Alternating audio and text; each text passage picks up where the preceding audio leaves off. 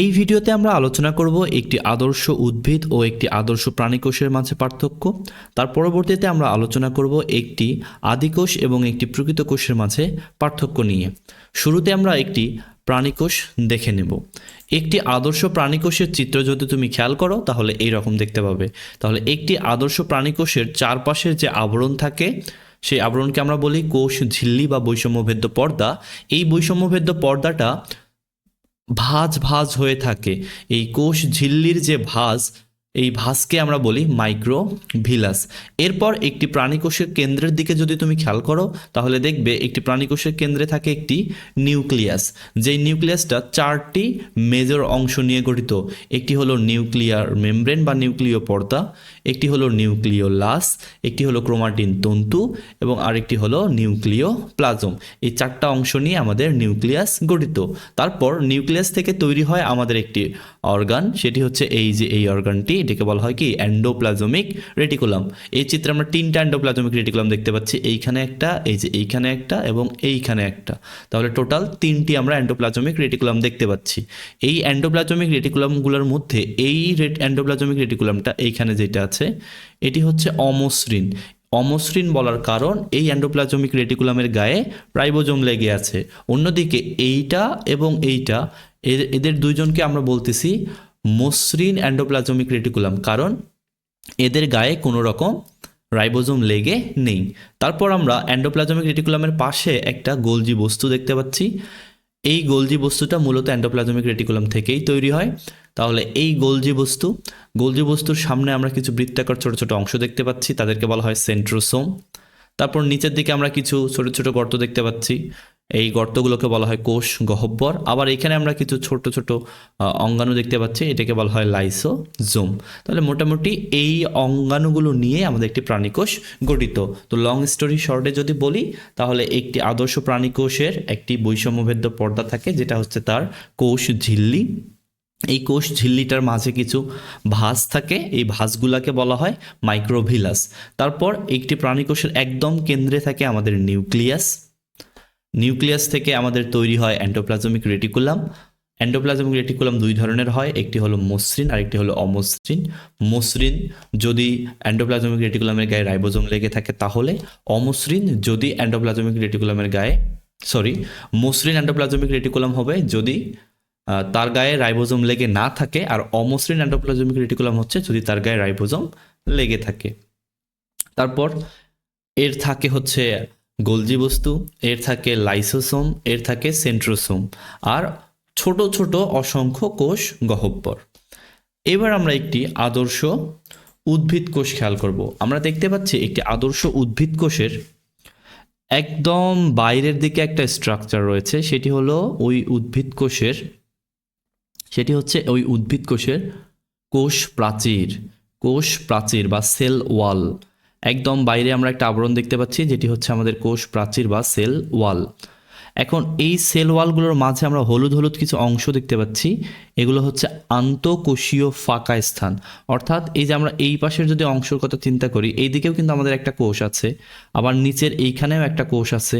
তো দেখছো অনেকগুলো কোষের মাঝের ফাঁকা স্থান এইটা, বুঝছো? এটা একটা কোষ, কিন্তু এর এই পাশেও একটা কোষ আছে, এই পাশেও একটা কোষ আছে, এই দিকেও একটা কোষ আছে, এরকম চতুর্দিকেই কিন্তু এই কোষের চারপাশে কোষ রয়েছে।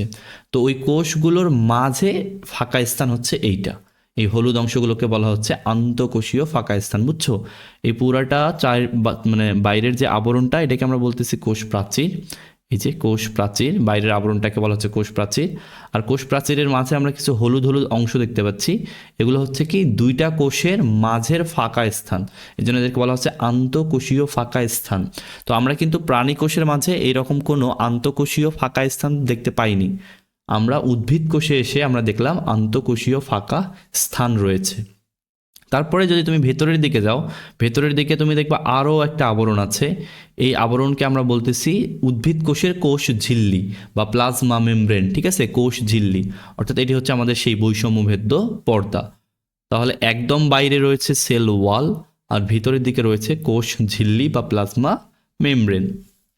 তারপর কোষ ঝিল্লির ভিতরে আমরা যদি একদম কেন্দ্রের দিকে খেয়াল করি, কেন্দ্রে কিন্তু আমাদের নিউক্লিয়াসটা নেই। আমাদের প্রাণীকোষে যেমন কেন্দ্রে নিউক্লিয়াস ছিল, আমাদের উদ্ভিদ কোষে কিন্তু কেন্দ্রে নিউক্লিয়াস নেই। কেন্দ্রে তাহলে কি আছে? বিশাল বড় একটা কোষ গহ্বর। তো প্রাণীকোষেও কিন্তু আমাদের কোষ গহ্বর ছিল, কিন্তু সেগুলো ছোট ছোট অসংখ্য ছিল। আর আমরা উদ্ভিদ কোষে একটি কোষ গহ্বর পাচ্ছি, সেটা কেন্দ্রে, এবং এটা অনেক বড়। তো যেহেতু কেন্দ্রে কোষ গহ্বর আছে, তাই দেখো নিউক্লিয়াসের ঠাঁই হয়েছে তার পাশে। তো নিউক্লিয়াসটা মোটামুটিভাবে আমাদের যে বৈষম্য ভেদ্য পর্দা বা কোষ ঝিল্লি, ওই কোষ ঝিল্লির কাছাকাছিতে দেখো অবস্থান করতেছে। তাহলে নিউক্লিয়াস কেন্দ্রে না থেকে কোষ ঝিল্লির পাশাপাশিতে অবস্থান করে। এখানেও নিউক্লিয়াসটা আমাদের 4টা অংশ নিয়ে গঠিত: নিউক্লিয়ার রন্ধ্র, নিউক্লিওলাস, নিউক্লিয়ার আবরণী, ক্রোমাটিন তন্তু, নিউক্লিয় প্লাজম। এই 4টা অংশ নিয়ে এখানেও আমাদের নিউক্লিয়াসটা গঠিত। তারপরে নিউক্লিয়াস থেকে নিউক্লিয়াসের যে প্লাজমা মেমব্রেন, সেখান থেকে আমাদের একটা অঙ্গাণু ডেভেলপড হইল, এন্ডোপ্লাজমিক রেটিকুলাম। এই এন্ডোপ্লাজমিক রেটিকুলাম এখানে আমরা দেখতে পাচ্ছি, এই যে এখানে একটা দেখতে পাচ্ছি, ঠিক আছে। তো এন্ডোপ্লাজমিক রেটিকুলামগুলো যদি রাইবোজোম লেগে থাকে তাহলে অমসৃণ এন্ডোপ্লাজমিক রেটিকুলাম, আর যদি রাইবোজোম লেগে না থাকে তাহলে মসৃণ এন্ডোপ্লাজমিক রেটিকুলাম। তারপরে খেয়াল করো, এন্ডোপ্লাজমিক রেটিকুলাম থেকে তৈরি হওয়া এই যে গোলজি বস্তু, তাহলে এখানেও আমাদের গোলজি বস্তু আছে। তারপরে এখানে আমাদের মাইটোকন্ড্রিয়া আছে। তো মাইটোকন্ড্রিয়া আমাদের প্রাণীকোষেও ছিল, আমাদের উদ্ভিদ কোষেও মাইটোকন্ড্রিয়া আছে। এখন 2টা কোষে মাইটোকন্ড্রিয়া আছে কেন? কারণ 2টা কোষেরই শক্তি লাগবে, আর মাইটোকন্ড্রিয়া কি করে? শক্তির যোগান দেয়। এই জন্য মাইটোকন্ড্রিয়াকে বলা হয় শক্তিঘর বা পাওয়ার হাউস। তারপরে খেয়াল করো, এই যে এইখানে আরেকটা স্পেশাল, যেটা আমাদের প্রাণী কোষে ছিল না, শুধুমাত্র উদ্ভিদ কোষে আছে। এটা কি? এটা হলো ক্লোরোপ্লাস্ট। এই ক্লোরোপ্লাস্টেই মূলত সালোক সংশ্লেষণ ঘটে, অর্থাৎ ক্লোরোপ্লাস্ট থাকার জন্যই উদ্ভিদরা নিজেদের খাদ্য নিজেরা তৈরি করতে পারে। তারপরে খেয়াল করো, তারপরে আমরা মোটামুটি এই যে এখানে আমরা লাইসোজোম দেখতে পাচ্ছি, যেটা আমরা একটা প্রাণীকোষেও দেখতে পাইছিলাম, ঠিক আছে। তাহলে এই মোটামুটি এই জিনিসগুলো নিয়ে হচ্ছে আমাদের একটা উদ্ভিদ কোষ গঠিত। তো আমরা এখান থেকে দেখি আমরা এই জিনিসগুলোর অ্যান্সার দিতে পারি কিনা। এতক্ষণ ধরে আমরা যা দেখলাম, তুমি বলো কোষ প্রাচীর উদ্ভিদ কোষের থাকে কি থাকে না? তাহলে অ্যান্সার হলো হ্যাঁ, উদ্ভিদ কোষে কোষ প্রাচীর থাকে। কিন্তু প্রাণী কোষে কি কোষ প্রাচীর থাকে? অ্যান্সার হলো না, থাকে না। তারপর দেখি, বলো আন্তঃকোষীয় ফাঁকা। আমি বলার আগেই তুমি বলে ফেলো দেখি, জোরে জোরে বলো। আন্তঃকোষীয় ফাঁকা উদ্ভিদ কোষে থাকে, প্রাণী কোষে থাকে না। তারপরে খেয়াল করো, প্লাস্টিড উদ্ভিদ কোষে থাকে। এই জন্য উদ্ভিদরা নিজেদের খাদ্য নিজেরা তৈরি করতে পারে সালোক সংশ্লেষণ প্রক্রিয়ায়। এখন প্লাস্টিড কি প্রাণী কোষে থাকে না। গুড। তারপরে কোষ গহ্বর উদ্ভিদ কোষে একটি এবং অনেক বড়, আর কোথায় অবস্থান করে? কেন্দ্রে অবস্থান করে, ঠিক আছে। তাহলে উদ্ভিদ কোষে থাকে সাধারণত একটি অনেক বড় কোষ গহ্বর, এবং যেটা ওই উদ্ভিদ কোষের কেন্দ্রে অবস্থান করে। আর প্রাণী কোষে কি? অসংখ্য ছোট ছোট, কোথায় থাকে? সাইটোপ্লাজমে ছড়ানো থাকে। আচ্ছা, তারপরে খেয়াল করো নিউক্লিয়াসের অবস্থান। উদ্ভিদ কোষে কোষ ঝিল্লির কাছাকাছি অবস্থান করে। উদ্ভিদ কোষের ক্ষেত্রে কি? কোষ ঝিল্লির কাছাকাছি অবস্থান করে। কারণ কেন্দ্রে থাকতে পারে না কেন? কারণ কেন্দ্রে বড় একটা আমাদের কোষ গহ্বর রয়েছে, এই জন্য নিউক্লিয়াসটা কোষ ঝিল্লির কাছাকাছি অবস্থান করে। আর প্রাণী কোষের ক্ষেত্রে তো আমাদের নিউক্লিয়াস বা কেন্দ্রিকাটা কোথায় থাকে? কেন্দ্রে অবস্থান করে। তারপরে মাইক্রোভিলাস উদ্ভিদ কোষে সাধারণত থাকে না, ঠিক আছে। উদ্ভিদ কোষের আমরা কি পড়লাম? মাইক্রোভিলাস কি? কোষ ঝিল্লির ভাঁজকে বলা হচ্ছে মাইক্রোভিলাস। তো আমরা উদ্ভিদ কোষের মধ্যে যে কোষ ঝিল্লিটা দেখছি, সেখানে কিন্তু কোনো ধরনের কোনো ভাঁজ ছিল না। আর প্রাণী কোষের ক্ষেত্রে থাকে, ঠিক আছে। আমরা দেখলাম যে প্রাণী কোষের মাইক্রোভিলাস থাকে। তারপর সেন্ট্রোসোম বা সেন্ট্রোজোম উদ্ভিদ কোষে সাধারণত থাকে না, প্রাণী কোষে থাকে। তারপরে কি? লাইসোজোম অধিকাংশ উদ্ভিদে থাকে না, প্রাণী কোষে থাকে। বুঝতে পারছো? তো এই ছিল আমাদের উদ্ভিদ কোষ এবং প্রাণী কোষের বৈশিষ্ট্য। তো তোমাকে যদি শুধু উদ্ভিদ কোষের বৈশিষ্ট্য বলতে বলে, তাহলে তুমি শুধু উদ্ভিদ কোষের কথা বলবা। যদি প্রাণী কোষের বলে, তাহলে শুধু প্রাণী কোষের বৈশিষ্ট্যগুলো লিখে দেবে। আর যদি পার্থক্য আকারে জিজ্ঞেস করা হয়, তাহলে এইভাবে বলে দেবে যে কোষ প্রাচীর উদ্ভিদ কোষে থাকে, প্রাণী কোষে থাকে না। আন্তঃকোষীয় ফাঁকা স্থান উদ্ভিদ কোষে থাকে, প্রাণী কোষে থাকে না। প্লাস্টিড উদ্ভিদ কোষে থাকে, প্রাণী কোষে থাকে না। কোষ গহ্বর এর সাধারণত একটি থাকে, দেখতে অনেক বড় হয় এবং কেন্দ্রে অবস্থান করে। অপরদিকে প্রাণী কোষে অসংখ্য ছোট ছোট সাইটোপ্লাজমে থাকে। নিউক্লিয়াসের অবস্থান কোষ ঝিল্লির কাছাকাছি, আর এখানে একদম কেন্দ্রে। তো এইভাবে তুমি সমস্ত বৈশিষ্ট্যগুলো সুন্দর করে লিখে দিবে। তো এখন আমরা একটু যাব আমাদের নিউক্লিয়াসের উপর ভিত্তি করে কোষকে কয় ভাগে ভাগ করা হয়? 2 ভাগে। কি কি? একটি হলো আদি কোষ এবং অপরটি হলো প্রকৃত কোষ। এই আদি কোষ এবং প্রকৃত কোষের আলোচনায় এখন আমরা প্রবেশ করব। একদম শুরুতে খেয়াল করো, প্রকৃত কোষ যাকে ইংলিশে বলা হয় ইউক্যারিওটিক সেল, এটা হচ্ছে একটা বায়োলজিক্যাল টার্ম, ইউক্যারিওটিক সেল। এইখানে ইউ মানে হলো প্রকৃত, ক্যারিওটিক শব্দটি এসেছে ক্যারিয়ন থেকে, যার বাংলা মানে হলো নিউক্লিয়াস। তাহলে প্রকৃত নিউক্লিয়াস বিশিষ্ট সেল মানে কি? কোষ। তাহলে যে সকল কোষে প্রকৃত নিউক্লিয়াস রয়েছে তাদেরকে প্রকৃত কোষ বলা হয়। এখন প্রকৃত নিউক্লিয়াস মানে কি? ওই যে নিউক্লিয়াসের যে 4টা অংশ, সেই 4টা অংশ থাকতে হবে। নিউক্লিয়ার মেমব্রেন, নিউক্লিওলাস, ক্রোমাটিন তন্তু এবং নিউক্লিয় প্লাজম। যদি এই 4টা অংশই থাকে তাহলে সেটি একটি প্রকৃত নিউক্লিয়াস। আর যে সকল কোষে প্রকৃত নিউক্লিয়াস থাকে সেই সকল কোষই হলো আমাদের প্রকৃত কোষ। যেমন আমরা একটু আগেই পড়ে আসলাম প্রাণী কোষ। তাহলে এই প্রাণী কোষে কিন্তু আমাদের দেখো নিউক্লিয়াসের 4টি অংশই উপস্থিত। তাহলে প্রাণী কোষটা হচ্ছে আমাদের একটি কি? প্রকৃত কোষ। তারপরে আমরা যে উদ্ভিদ কোষ একটু আগে পড়ে আসলাম, সেই উদ্ভিদ কোষও কিন্তু আমাদের কি? একটি প্রকৃত কোষ। কারণ উদ্ভিদ কোষেও আমরা নিউক্লিয়াস দেখতে পাচ্ছি এবং সেই নিউক্লিয়াসে আমাদের যে 4টা অংশ থাকার কথা সেই 4টা অংশই কিন্তু ফুলফিল রয়েছে। আচ্ছা, এবার খেয়াল করো প্রকৃত কোষের বৈশিষ্ট্যগুলো। প্রকৃত কোষে নিউক্লিয়াস সুগঠিত।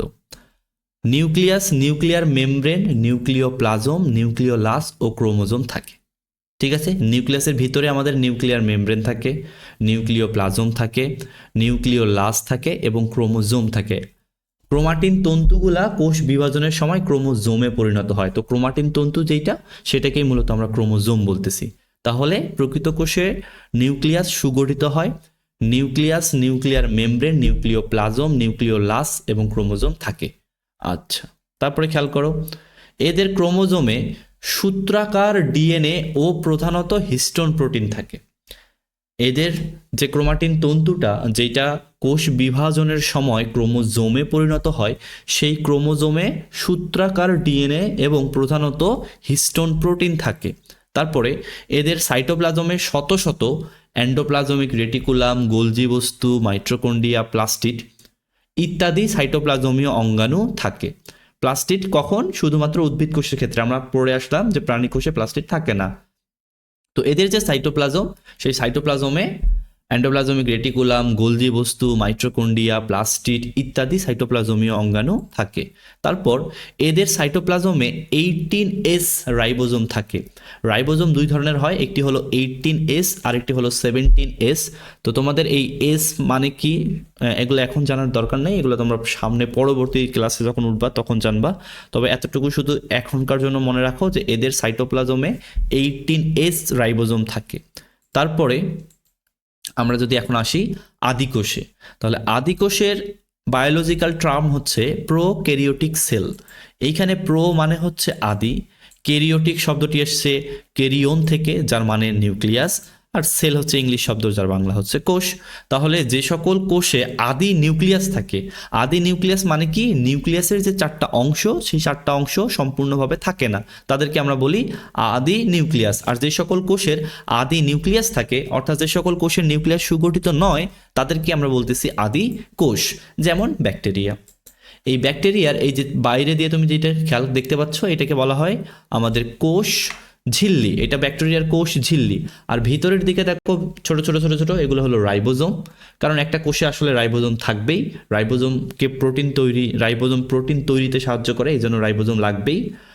আর আরেকটা যেটা দেখতে পাচ্ছ সেটা হচ্ছে কি? ক্রোমোজোম। তাহলে কোষ ঝিল্লি আছে, রাইবোজোম আছে, আর কি আছে? ক্রোমোজোম আছে। তো এখানে কিন্তু কোনো সুগঠিত নিউক্লিয়াস নাই, শুধু নিউক্লিয়াসের একটা অংশ ক্রোমোজোম সেইটা আছে। বুঝতে পারছো? ক্রোমাটিন তন্তু থেকে যে ক্রোমোজোম, সেই ক্রোমোজোমটা আছে। তাহলে নিউক্লিয়াসের সম্পূর্ণ অংশ কিন্তু আমরা এখানে পাচ্ছি না, নিউক্লিয়াসের 4টা অংশ কিন্তু আমরা এখানে পাচ্ছি না। অর্থাৎ এখানে আমাদের কোনো নিউক্লিয়ার মেমব্রেন নাই। নিউক্লিয়ার মেমব্রেন দ্বারা আবৃত অবস্থায় নিউক্লিওলাস, ক্রোমাটিন তন্তু নেই। তো এই জন্য বা আমাদের যে প্লাজম ছিল নিউক্লিয় প্লাজম, সেই নিউক্লিয় প্লাজমও কিন্তু এখানে নেই, শুধু কি আছে, ক্রোমোজোম আছে। ওকে, তো আমরা এখন একটু বৈশিষ্ট্য আকারে দেখি। তাহলে 1 নাম্বার, এদের নিউক্লিয়াস সুগঠিত নয়। 2 নাম্বার, নিউক্লিয়াসে শুধু ক্রোমোজোম থাকে, নিউক্লিয় প্লাজম বা নিউক্লিওলাস বা নিউক্লিয়ার মেমব্রেন থাকে না। তারপর এদের ক্রোমোজোমে বৃত্তাকার ডিএনএ থাকে কিন্তু প্রোটিন থাকে না। বুঝতে পারছো? আমরা একটু আগে যখন প্রকৃত কোষ পড়লাম তখন দেখলাম যে তাদের সূত্রাকার ডিএনএ থাকে এবং হিস্টোন প্রোটিন থাকে, আর এইখানে আমরা দেখতে পাচ্ছি ক্রোমোজোমে বৃত্তাকার ডিএনএ থাকে কিন্তু কোনো প্রোটিন থাকে না। তারপরে খেয়াল করো, এদের সাইটোপ্লাজমে শুধুমাত্র রাইবোজোম থাকে, অন্যদিকে প্রকৃত কোষের সাইটোপ্লাজমে এন্ডোপ্লাজমিক রেটিকুলাম, গোলজি বস্তু সহ আরও অনেকগুলো অঙ্গাণু কিন্তু আমরা দেখতে পাইছিলাম, কিন্তু এইখানে আমাদের শুধুমাত্র রাইবোজোম থাকে। তারপরে খেয়াল করো, এদের সাইটোপ্লাজমে শুধু 70S রাইবোজোম থাকে, আর প্রকৃত কোষের সাইটোপ্লাজমে আমাদের 18S রাইবোজোম থাকে। ওকে, আশা করি তোমরা বুঝতে পারছো। এই যে রাইবোজোম কয় ধরনের হয়? 2 ধরনের, একটা হলো 70S আর একটা হচ্ছে 18S। এখন আমরা একটু বৈশিষ্ট্যগুলো পার্থক্য আকারে দেখে নেই। দেখো, আদি কোষের নিউক্লিয়াস সুগঠিত, প্রকৃত কোষে নিউক্লিয়াস সুগঠিত নয়। সরি, মিস্টেক করে ফেলছি, আদি কোষে নিউক্লিয়াস সুগঠিত নয় আর প্রকৃত কোষে নিউক্লিয়াসটা সুগঠিত। তারপর নিউক্লিয়াসে শুধুমাত্র ক্রোমোজোম থাকে, আর প্রকৃত কোষের নিউক্লিয়াসে আমাদের দেখো, নিউক্লিয়াসে আমাদের নিউক্লিয়ার মেমব্রেন থাকে, নিউক্লিয় প্লাজম থাকে, নিউক্লিওলাস থাকে এবং ক্রোমোজোম থাকে। অর্থাৎ নিউক্লিয়াসের যে 4টা অংশ, সেই 4টা অংশই থাকে। আচ্ছা, এরপরে খেয়াল করো, এদের ক্রোমোজোমে বৃত্তাকার ডিএনএ থাকে কিন্তু ডিএনএ প্রোটিন থাকে না। বুঝতে পারছো? তাহলে এদের ক্রোমোজোমে বৃত্তাকার ডিএনএ থাকে কিন্তু কোনো প্রোটিন থাকে না। অন্যদিকে প্রকৃত কোষে এদের সূত্রাকার ডিএনএ থাকে এবং হিস্টোন প্রোটিন থাকে। তারপরে এদের সাইটোপ্লাজমে শুধু রাইবোজোম থাকে, আর এদের সাইটোপ্লাজমে এন্ডোপ্লাজমিক রেটিকুলাম, গোলজি বস্তু, মাইটোকন্ড্রিয়া, প্লাস্টিড সহ সকল ধরনের সাইটোপ্লাজমীয় অঙ্গাণু থাকে। এরপর এদের সাইটোপ্লাজম শুধু 70S রাইবোজোম থাকে, অন্যদিকে এদের সাইটোপ্লাজমে 18S রাইবোজোম থাকে। ঠিক আছে, তো আশা করি তোমরা এতটুক বুঝতে পারছো। তো তোমরা সুন্দর মতো এগুলো নোট করে নিয়ে 2-1বার যদি দেখে ফেলো তাহলেই দেখবা যে তোমার উদ্ভিদ কোষ এবং প্রাণী কোষের যে বৈশিষ্ট্য সেগুলো মাথার মধ্যে তোমার সেট হয়ে যাবে, এবং আদি কোষ এবং প্রকৃত কোষের মাঝেও যে বৈশিষ্ট্যগুলো রয়েছে সেগুলোও তোমার মাথায় সেট হয়ে যাবে। তো দেখা হবে পরের ভিডিওতে। ততক্ষণ পর্যন্ত ভালো থাকো, সুস্থ থাকো। আল্লাহ হাফেজ।